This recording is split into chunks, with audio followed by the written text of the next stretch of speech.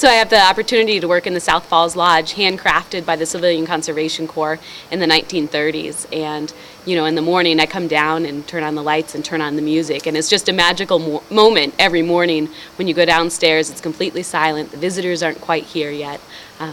Pretty special place. And I kind of feel like you have a little bit of that energy, the feel of all the people who put their hard work into the building when you're inside the building. So between the history and the waterfalls and the wildlife up here, sort of a little island of forest up here, surrounded by agricultural areas. So you have lots of owls. The deer are usually sitting out front. I'm going to ask you a couple questions. Clark Gable, was he here in that logging camp in 1922? Clark Gable, was he here? He definitely worked for the Silver Falls Timber Company. That part is for sure. There are a few different beliefs on whether or not he's in the photo inside the lodge. Do I believe? Yes, I do. Okay.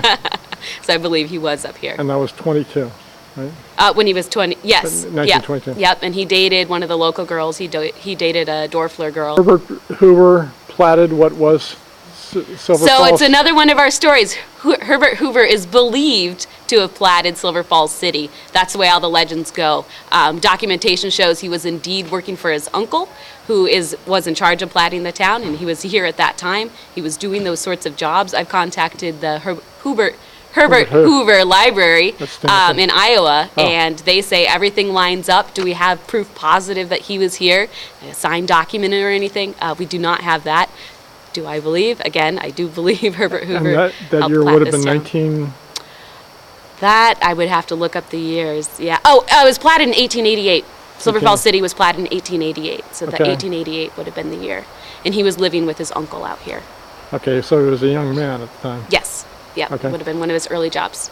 And June Drake, are the signs correct? I mean, he was a catalyst in getting this. So if you watch the Ken Burns videos, I don't know if you watch those on the national parks, kind of the story that they tell is every park has sort of one key person who helped push the park to become a park. And our person is June Drake. They call him the spark who started this great park.